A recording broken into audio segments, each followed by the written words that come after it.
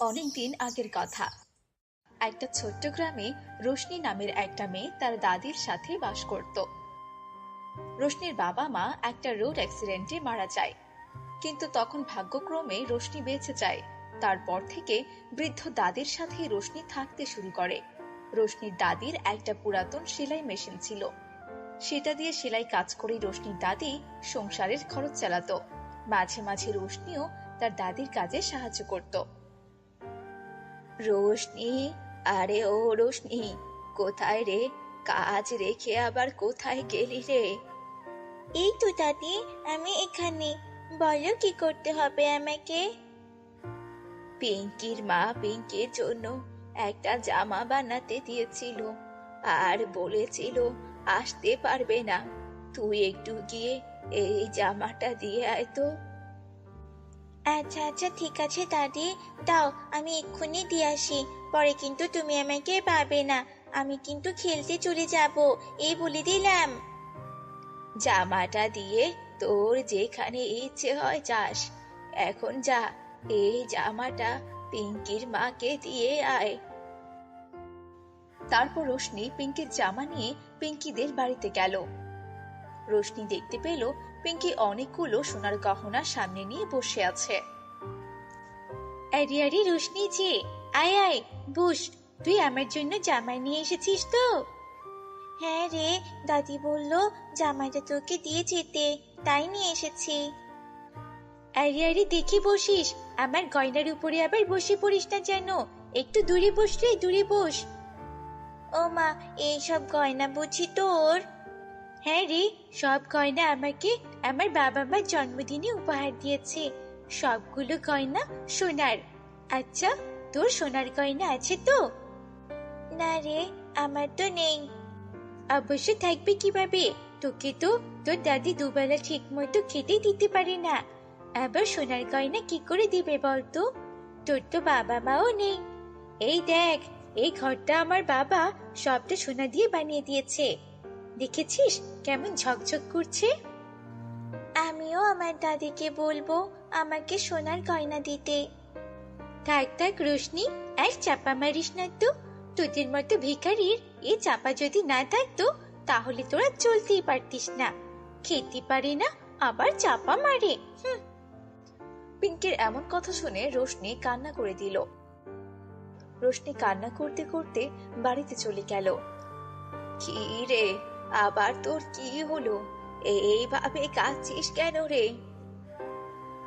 দাদি, ও দাদি, তুমি আমাকে সোনার গয়না গড়িয়ে দেবে গো। আর আমাদের এই ঘরটাও সোনা দিয়ে বাঁধিয়ে দেবে তো? তুমি তো আমার জন্মদিনে কোনো কিছুই দাওনি। পিঙ্কির বাবা পিঙ্কিকে কত সুন্দর সোনার গয়না দিয়েছে জানো? তাদের বুড়ো ঘরটা সোনা দিয়ে বাঁধিয়ে দিয়েছে। আর পিঙ্কি আমাকে ভিখারি বলেছে। পাগলি মেয়ে একটা, এই জন্য কি কেউ এভাবে কান্না করে নাকি বলতো? তুমি আমার জন্য পরিরাজ্য থেকে সোনা নিয়ে এসে গয়নার ঘর বানিয়ে দিবে।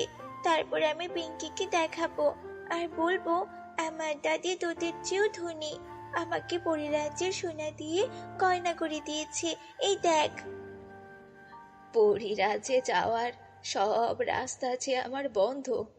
থাকে সেসব কথা, তুই দেখিস, আমি তোকে কালই একটা সারপ্রাইজ দেব রে। মনে থাকে যেন দাদি, দেবে কিন্তু। হুম।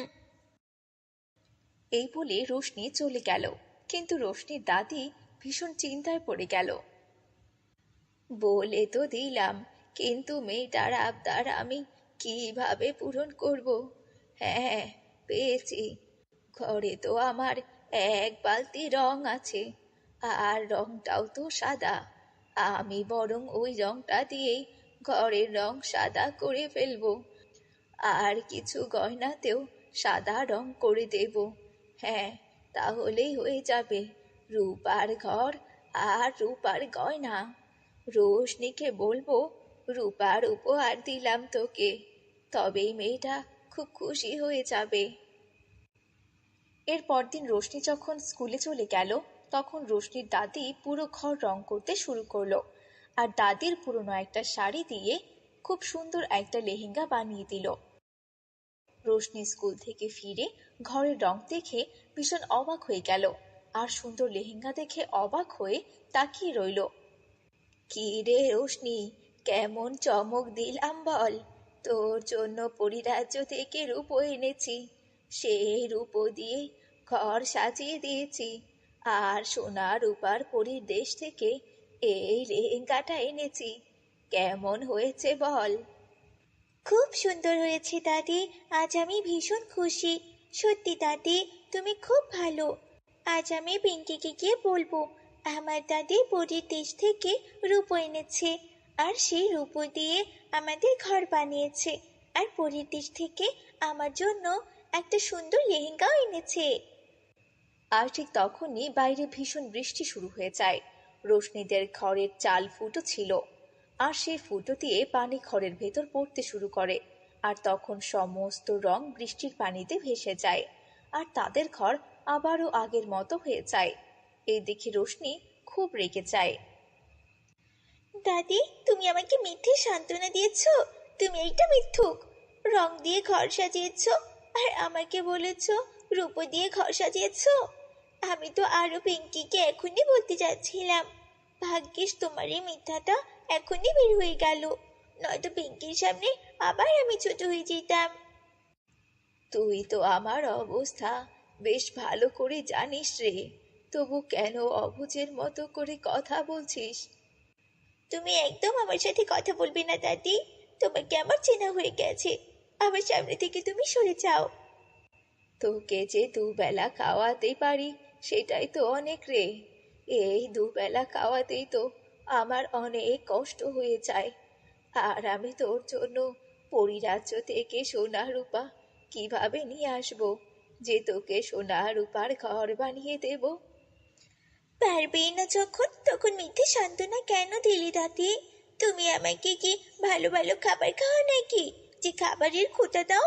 থাকবোই না তোমার বাড়িতে। তুমি থাকো। একবেলাও ঠিক মতো খাবার খেতে দিতে পারে না, ভালো একটা জামাও দিতে পারে না। আমার বন্ধুরা কত সুন্দর সুন্দর জামা পরে স্কুলে আসে, আর আমি রোজ রোজ একটা জামাই পরে যাই। আমি তোমার সাথে কত কাজ করে দিই, তবু আমাকে আমার চাওয়া মতো কোনো কিছুই দিতে পারো না। এখন যখন একটা কিছু চাইলাম, দিতে তো পারলেই না, বরং মিথ্যে সান্ত্বনা দিলে। তুমি খুব খারাপ একটা বুড়ি।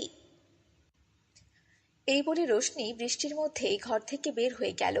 রোশনির দাদি রোশনির পেছন পেছন ছুটে আসলো। যাস নে রোশনি, দাঁড়া দাঁড়া, এই বৃষ্টিতে অসুখ হবে রে, যাস নে। তার ওপর বেলা যে গড়িয়ে এলো, এখন বৃষ্টিতে ভিজিস নে, ঘরে চলে আয় রে, চলে আয়। কিন্তু রোশনি দাদির কোনো কথাই শুনল না। রোশনি কাঁদতে কাঁদতে বাড়ি থেকে চলে গেল। রোশনি বৃষ্টির মধ্যে হাঁটতে হাঁটতে তাদের গ্রামের পাশে একটা জঙ্গলে চলে গেল, আর বৃষ্টিতে একা একাই মন খারাপ করে বসে রইল। কিছুক্ষণ পর বৃষ্টি থেমে গেল। তখন রোশনি দেখল সন্ধ্যা প্রায় হয়ে গেল। এতক্ষণ বৃষ্টির জন্য বোঝা যায়নি। ও মা, এ কি, সন্ধ্যা যে হয়ে এলো।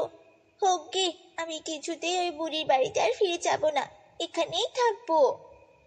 এই বলে রোশনি সেখানে বসে থাকে। তখন সেখানে একটা খুব সুন্দর পরী আসে। পরীটা রোশনিকে বলে, কি ব্যাপার গো মেয়ে, তুমি এখানে এই সন্ধ্যায় বসে আছো কেন? তোমার বাড়িতে তুমি ফিরে যাও, দেখতে পাচ্ছ না সন্ধ্যা হয়ে এসেছে। আমি আর কখনোই ওই বুড়ির বাড়িতে ফিরে যাব না। তুমি কি কারো উপর রেগে আছো? হ্যাঁ, আমার বুড়ি দাদিটার উপর রেগে আছি। জানো বুড়ি, আমার বাবা মা নেই, কিন্তু দাদি আমার কোনো ইচ্ছাই পূরণ করে না, বরং আমাকে মিথ্যে কথা বলে সব সময় সান্ত্বনা দেয়। তুমি ঠিক কে বলো তো? তুমি কি রত্নার কেউ হও? পরীর মুখে দাদির নাম শুনে রোশনি অবাক হয়ে গেল। হ্যাঁ হ্যাঁ, আমি রত্নার নাতনি হই।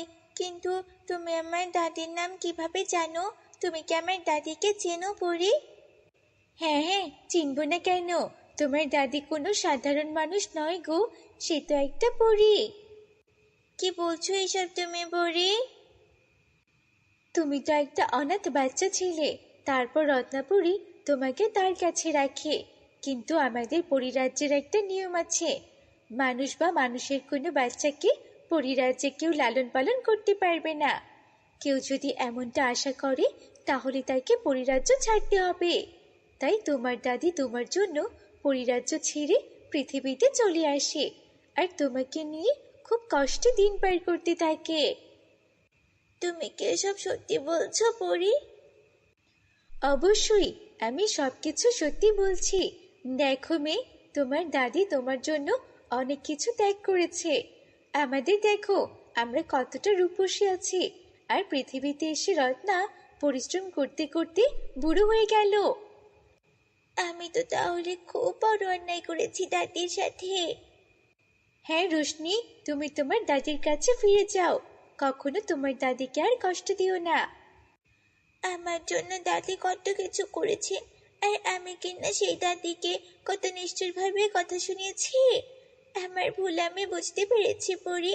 আমি এক্ষুনি বাড়িতে ফিরে যাচ্ছি। শোনো, তুমি তোমার দাদির জন্য কিছু উপহার নিয়ে যাও।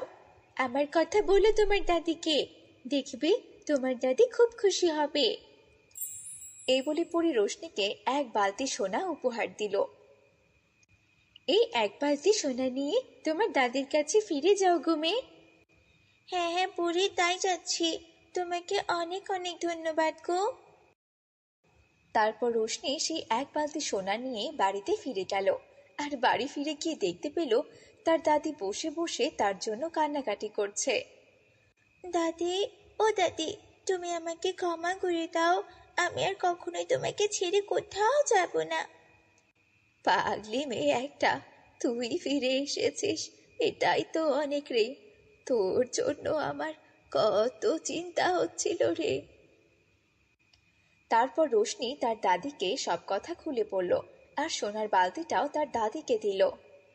ঠিক আছে ঠিক আছে, তোকে এই সোনা দিয়ে একটা সোনার পরীর দেশ বানিয়ে দেব, আর আমার ঘরের রং দিয়ে একটা রূপোর দেশ বানিয়ে দেব, কেমন? আমার আর কোনো কিছু লাগবে না দাদি, আমার শুধু তুমি থাকলেই হবে।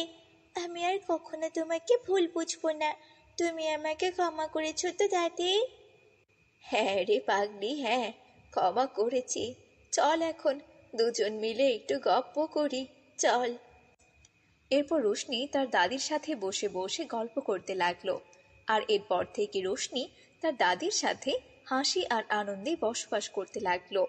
পরীর দেওয়া সোনা ব্যবহার করে তাদের সব অভাব নিমিষেই দূর হয়ে গেল।